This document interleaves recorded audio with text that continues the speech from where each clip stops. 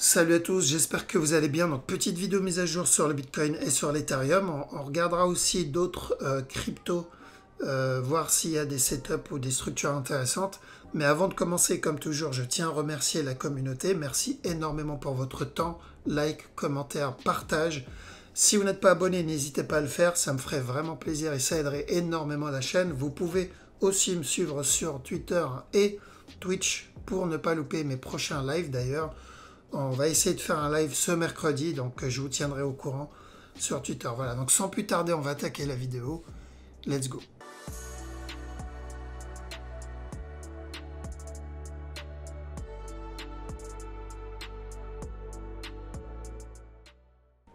Alors, donc le Bitcoin, pas vraiment de surprise. En fait, franchement, zéro surprise en réalité depuis un petit moment là.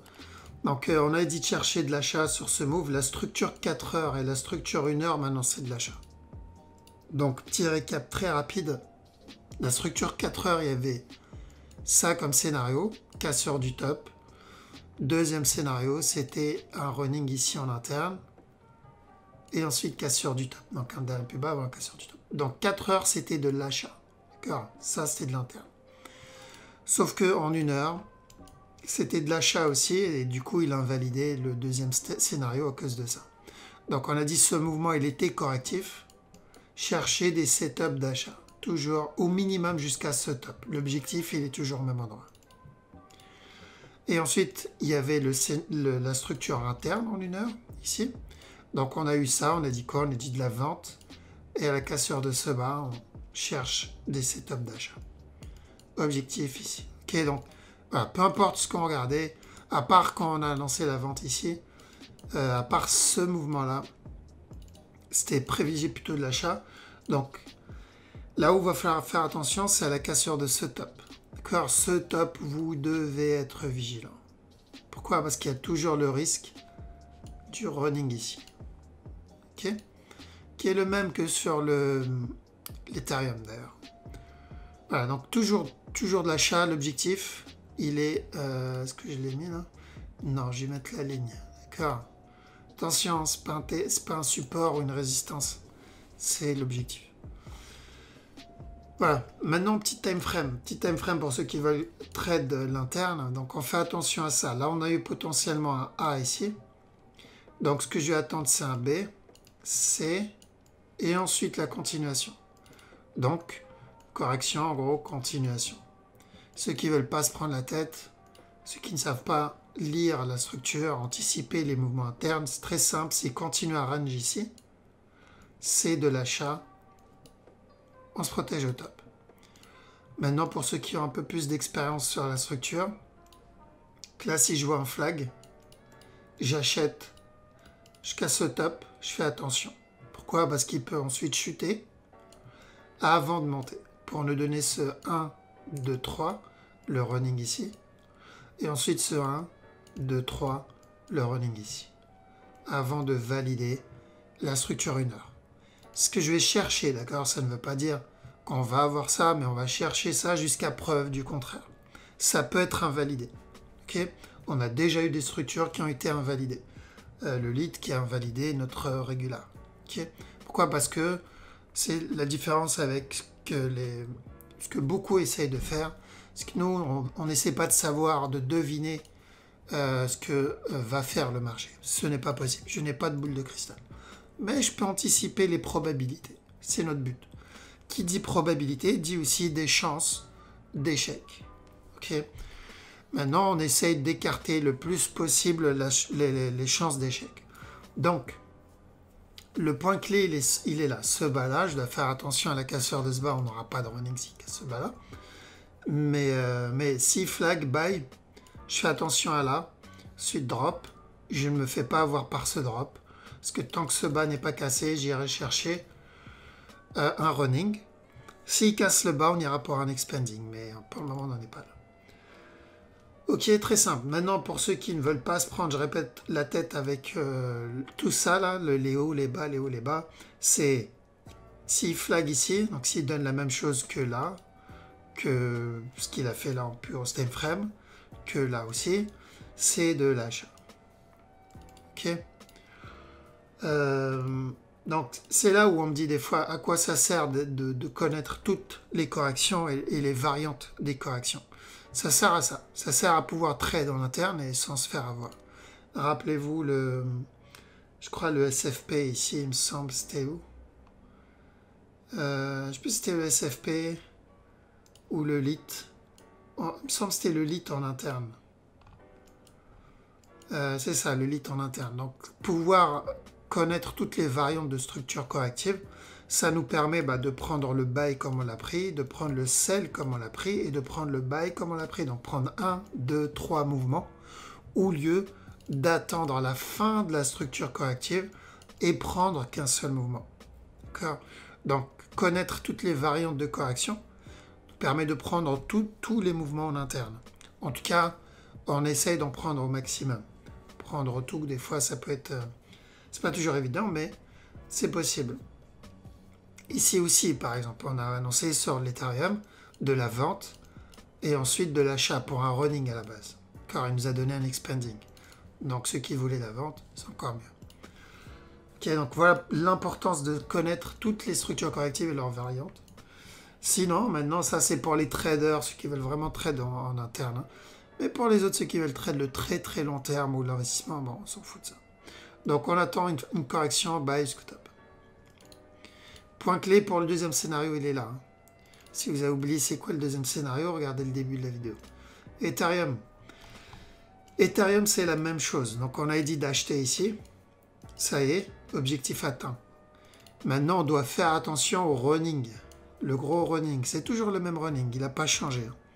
C'est pas on s'endort dessus. Donc jusqu'à preuve du contraire, ce running est encore possible. Preuve du contraire, je vais vous montrer un exemple. Donc ça, c'est sur le 4 heures et plus. Par contre, sur du 1 heure, attention, on va avoir encore potentiellement un buy. Fais attention à la cassure du top. C'est exactement la même structure que le Bitcoin. Donc c'est où il nous donne un régular maintenant. Pour un A ici, un B là, il viendra donner un C avant de venir casser le top. Ça, c'est le premier scénario pour le 15 minutes. Deuxième scénario, je vais mettre en jaune. Hop. Deuxième scénario, c'est qu'il vient casser le top, chuter encore une fois, avant de monter pour me donner ce 1, 2, 3 ici. 1, 2, 3 là, et ensuite terminer le running classique, avant de monter. D'accord. Donc c'est ou drop et ensuite un buy, ou sinon c'est up, drop, up. D'accord. Très simple. Donc on surveille l'option 1 ou l'option 2 pour les traders, mais la direction est pour le moment toujours de l'achat. D'accord. Donc le point clé, il est où? Qui invalidera tout ça? Il est là. S'il casse ce bas-là, on va entamer ou le gros running ou une grande structure corrective. Rappelez-vous qu'on était là-dedans ici. Et je vous ai dit quoi? Je vous ai dit le point clé, il est là. S'il vient casser ce bas-là, on entamera au moins une grosse structure corrective. Donc là, on est à peu près dans le même cas. Car ce bas, c'est le point clé. S'il le casse, c'est ou pour le gros running ou pour une grosse correction. Ok? Très simple. Donc, rapidement maintenant sur les autres, parce qu'il n'y a pas grand-chose. Ils ont validé ce qu'on a vu. Donc, le ADA, on a dit, vous pouvez tenter le buy setup ici. Au minimum, à la cassure du top, on fait attention parce que ça peut être juste une correction avant de nous donner un plus gros régular. On le tente, pourquoi? Parce que si c'est un régular, on aura mangé au moins ça.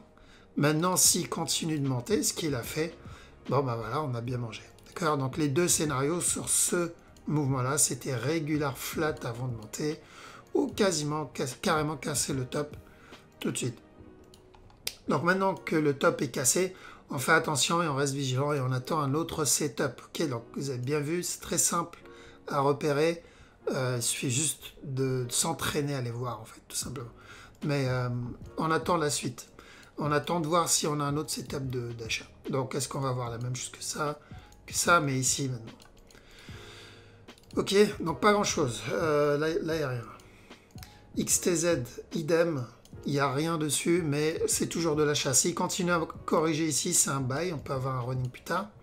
Ou il peut donner le running maintenant, avant de monter. Point clé, il est là. Ok, donc si vous avez des buy setup dessus, tant que ce bas n'est pas cassé, pourquoi pas. le dot, donc tant qu'il continue à corriger là-dedans, tant que ce bas n'est pas cassé, buy au moins jusqu'à ce top, au minimum jusqu'à ce top. S'il vient valider le gros régular ici, il vient casser le top, tant mieux, mais on se protégera à ce top là, exactement comme le ADA quand on était dans cette zone. On a dit la même chose. Que le dot, pareil, le point clé il est là, on fait attention. Là, il a donné un petit expanding, 1, 2, 3, au running, je sais plus. Donc, il peut continuer à ramper un peu, mais tant que ce bas n'est pas cassé, je prendrai les buy setup. BNB. Donc, BNB, ça, c'est le cas où je vous ai dit, tout à l'heure, je vous ai dit un cas où le running est invalide. Bon, ben voilà, oubliez le running sur celui-là. Donc, il y avait deux possibilités quand on était dans cette zone. C'était running flat avant la continuation. L'autre possibilité, c'était que ce mouvement-là, c'est une structure corrective terminée. Donc, là, c'est clairement le cas. Donc, à part s'il donne un spike derrière, mais ça j'y crois pas. D'accord. Pour moi, s'il donne un spike maintenant, c'est le départ d'une nouvelle structure. Donc, je pars du principe que ça, c'est une correction terminée. Et du coup, ce mouvement-là, ce n'est pas une correction, donc un B d'un running, mais une impulsion. D'accord. Et dans ce cas-là, qui dit impulsion dit, bah, on prend tous les flags et toutes les corrections qu'on voit, en fait. Je crois qu'il a donné un setup. Ouais, il a donné un setup ici. Donc, on prend tout ça. D'accord. Ça, là, ici. Donc, à chaque fois qu'on a ça, on les tente. Parce que là, on est dans une impulsion. Et ici, l'idéal, c'est qu'il nous donne une structure un peu plus grande que ça pour continuer le buy. S'il corrige, buy. Mais uniquement s'il corrige. Qu'on le surveille en 1 heure et en 4 heures. L'idéal, c'est une structure corrective 4 heures. Un peu comme ça. S'il donne ça, c'est de l'achat. On est dans une impulsion. SFP. Donc SFP, on a dit de chercher de l'achat. Tant que ce bas n'est pas cassé, on cherche de l'achat jusqu'à ce top. Voilà, on est dedans. Break-even. TP, break-even aussi là-dedans. Au choix. Okay, mais l'objectif est toujours le même pour le moment. Le trade se passe plutôt bien. Le lit, c'est lui qui a invalidé le régular en interne, celui-là. Mais c'est pas grave. D'accord, il a invalidé un régular, ça ne veut pas dire qu'on ne peut pas avoir un running. Donc, si c'était à la base un régular qu'on devait avoir, et maintenant que le fait qu'il y ait une cassée ce top, on fait attention au running ici, avant la continuation. Ça, c'est pour la grosse structure. Mais s'il flag, s'il corrige, continue à acheter.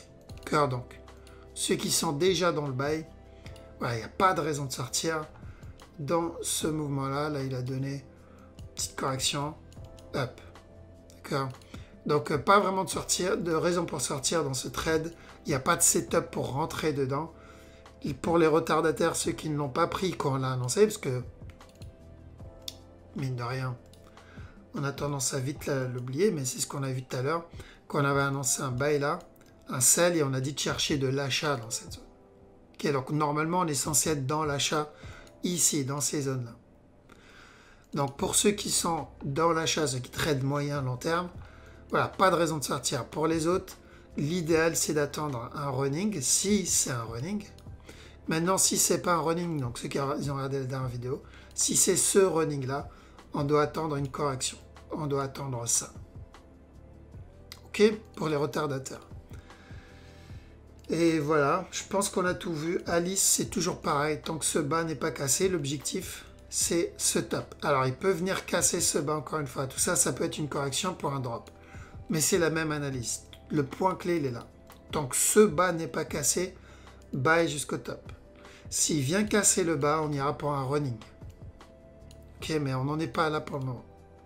On cherche des setups d'achat tant que ce bas n'est pas cassé. Donc, pas de setup, on ne rentre pas. Au cas où la personne rentre ici, que le marché chute, c'est pas une bonne idée. Voilà pourquoi on attend des setups. D'accord, le marché vous donnera toujours, en tout cas 98% du temps, il vous donnera un setup d'achat dans la time frame que vous voulez rentrer. Si c'est de la vente, il vous donnera un setup de vente. Setup de vente, setup de vente. Dans la time frame que vous voulez trade. Si vous voulez trade en 4 heures, il vous donnera un setup d'achat ou un setup de vente en 4 heures. Si en 15 minutes, il vous donnera un setup en 15 minutes. Ici, par exemple, celui qui veut les prendre l'achat ici, regardez. Setup d'achat ici. Là aussi. Là aussi. De vente ici. Ok?